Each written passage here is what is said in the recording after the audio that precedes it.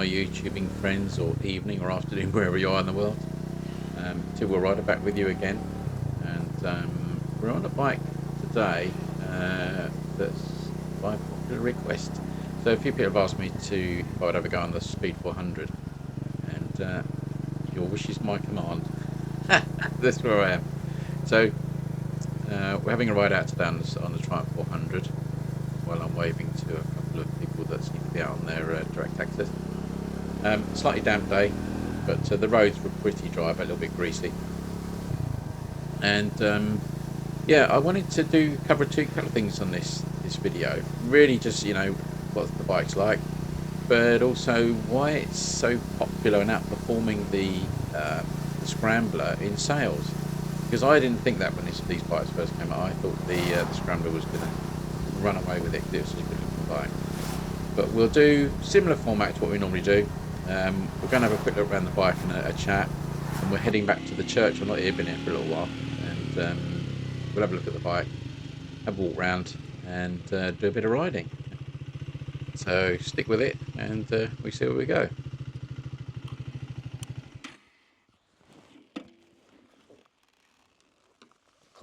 Right, here we are then, everyone. So this is by popular demand. People were asking me if I would take the Speed 400 out, and here we are. I'd always like to, when I first get on a bike, I always like to talk about things that strike me immediately. And now that I've ridden the Scrambler 400 a couple of times, I've got a bit of an idea of what this is, the differences between the two, really. And they're quite marked, So I will say this is now an ex-demo bike, and this is now up for sale. So this has got about 1,700 miles on it. The extras on it, it's got this comfort seat, the quilted, which I'll show you in a sec. This is absolutely so comfortable. It's got the bar ends on it, and it's got the crash bars, and it's got the little bullet indicators, which I'll show you as we have a quick walk round. But the actual, the main differences between the two, and I'll talk about this on the ride, it's a suspension setup on this. This is so, I want to say soft, but I know I'll probably get shot down in flames for that.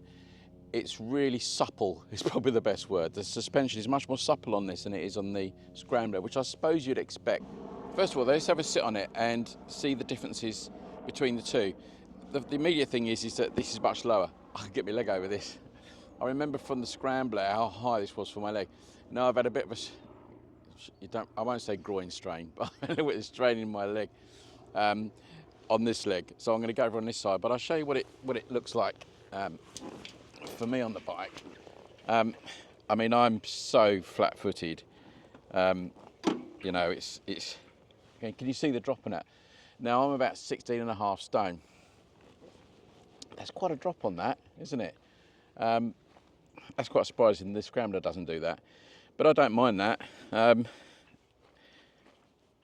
I getting much bounce in that, really? That's okay. I mean, the damping is pretty good, but even on the front, we got quite a lot of movement, and it was really noticeable. As soon as I sat on it, when I got from the showroom, it's like, whoa, that's that's soft, isn't it? Other things I noticed, I don't know what people think about this. Am I the only person that likes to look at my bike when I'm riding? That's not to say that I don't look at the road. But, when you've paid a lot of money out for your bike, and we'll talk about that again in a minute, about prices, is that I like to be able to see some of my bike.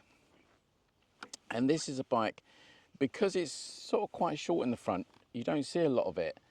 Now I know, when I haven't got a crash helmet on, that's slightly different. I can see plenty of my bike now, but when you've got your lid on and your helmet here, I know it's also a bit of a pain when you've got the cameras in front of you. With my lid on, I can't see any of this bike. It's almost like you're a passenger and you're not quite part of the experience, which is a bit odd. I don't know if that's just me. I might just be a little bit weird.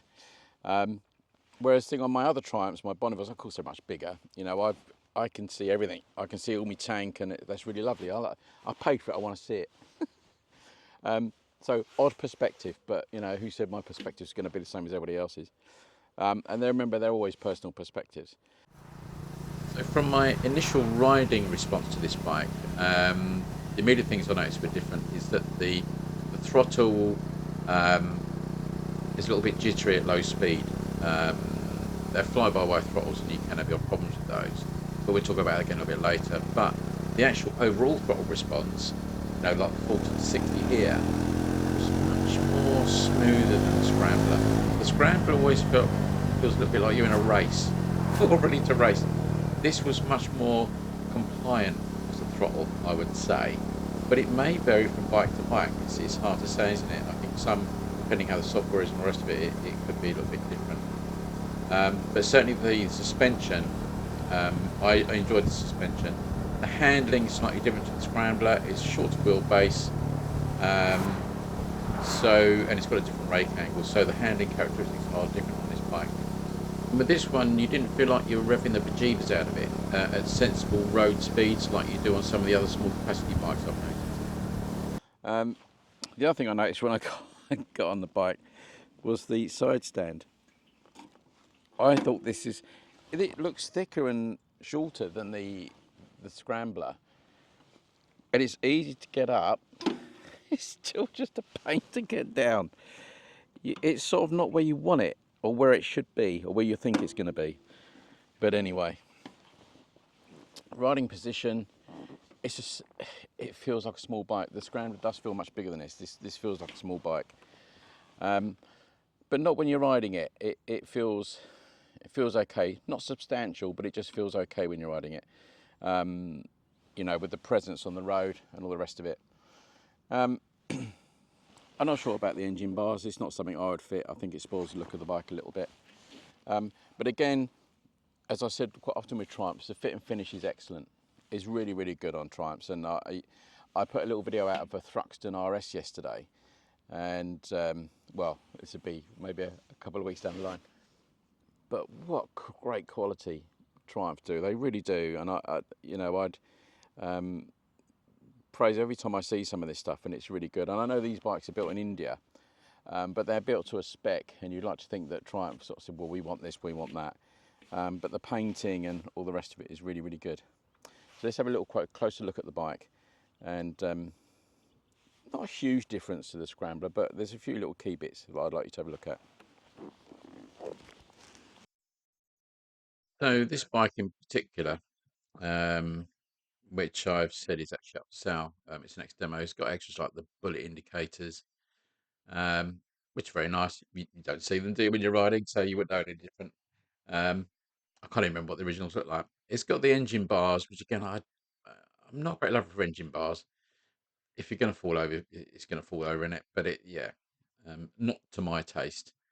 But a nice option on a bike if you're going to buy it second hand from a dealer. The gold forks, lovely, which is the same on both. I get the impression that the spring rating or something would be different on this compared to the Scrambler, but I think the wheel size is different anyway on the front.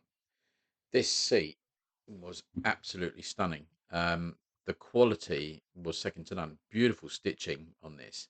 Um, Colour's a bit funny, but everybody likes grey, didn't they? Um, it acted a bit like a double bit of suspension. It was almost like it had air pockets in it, and it was really noticeable. But I can imagine this won't be 5 bob, but a really quality thing with the embroidered Triumph name at the back there. So a really good quality piece of kit. This was odd. I did notice that I was sliding forward. It's just a rub bump to protect the tank. Maybe there's an airbag in there just to protect your ground jewels. I'm not sure. Would you want an airbag going off around your whatnots? I don't know. Um, bar end mirrors. Everything else is the same. The dash is the same as the Scrambler. You got nothing new on there. The rev counter is in the LCD. Paint finishes. I prefer the paint finishes on the 400 speed. I think they're better color combinations. I'm only a great lover of the green in the Scrambler, but looks wise, it just looks great. When I picked this up, this was sitting next to a speed 900, and you had to get close to it to see which one was which because they're so nicely matched. And this is one of the reasons I'll touch on a little bit about why it's so popular with a certain age group of new riders, if you like, or revisiting riders in sort of over 50 category, if you like, which I am. But we'll talk about that again as we go on. I'll give you a little listen to it, although you should have heard it on my ride round.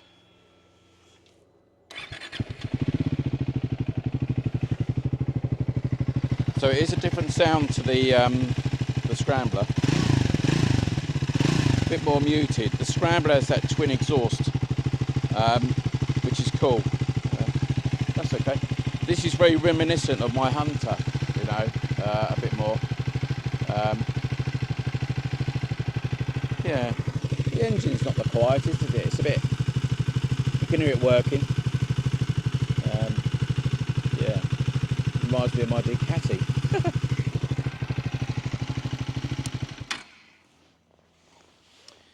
As I said, this has done 1,700 miles, so it's, you know, it's well running now. But the engine does feel very smooth. One thing I did notice, and I probably mentioned it on the ride round, was that the throttle sensation on this was, it wasn't sort of on or off, but it wasn't as progressive. You felt you had a little bit of dup, dup, dup, dup as you were going, particularly in sort of when you're going through traffic and going through the little villages. I noticed that it wasn't quite as pleasant, let's say, and I didn't notice that on the Scrambler, but on this one I have, and it's just a little bit jittery, to say the least. And I'm pretty sure these are fly-by-wire or throttle-by-wire rather than a cable. In fact, yes, I'm absolutely sure that that is a fly-by-wire throttle. So yeah, looks wise, great. And again, you know, a bike that's been demoed, you know, it's been out in the environment for quite some time, and it's still looking pristine. And that's the thing, isn't it? If you don't have to clean your bike every day just to keep it looking nice, you know, you ride it for 3 months and you decide to give it a clean and it comes out like new, that to me says it's a good finish. I know I've seen people argue about, well, you must be cleaning your bike out all the time to make it look. I don't want to do that. I want to ride it. I don't want to keep cleaning it. But there you go. That's just me. So I thought we'd have a chat about where this bike is in the marketplace and who's buying it. But I've just got to avoid this lorry who decides it's best to squeeze anybody or crush anybody as he goes around the bend. Unbelievable, isn't it? I've said this before. If IAMS has taught me nothing when I did my test, is just to be aware of these hazards.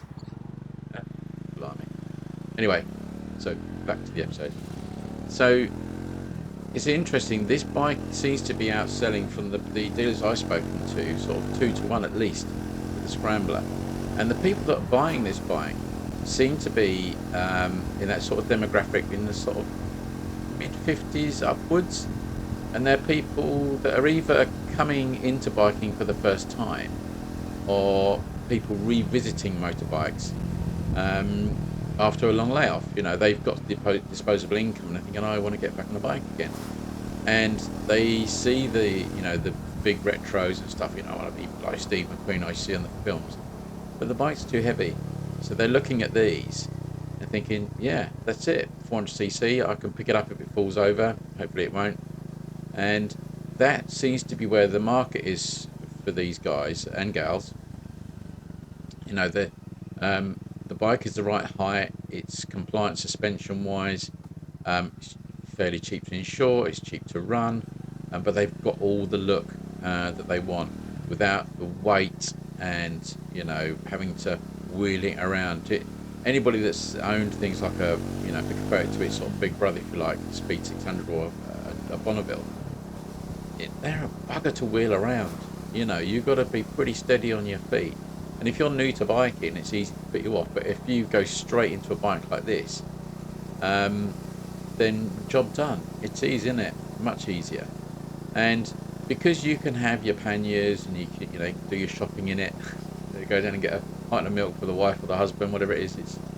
It's nice and easy. And that suspension there, just it's life is easy on this bike. There's nothing difficult. You don't feel scared when you get on it that if you're going to come up to a junction or you're going to see some, you know, an obstacle that you're going to struggle to get around it.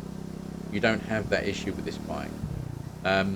So, you know, you'd think that bikes like this, you know, the youngsters would be buying these and it'd be their first foray into riding, because it's going to be, is it A2 compliant and all the rest of it. But no, it's not. It's elderly riders, older riders. They're getting off their big bikes and they're getting off the small bikes. So very interesting, this. And I think they may like the look of the Scrambler, but because it's so tall, and even I struggle to get my leg over it. No wonder I've got a groin strain.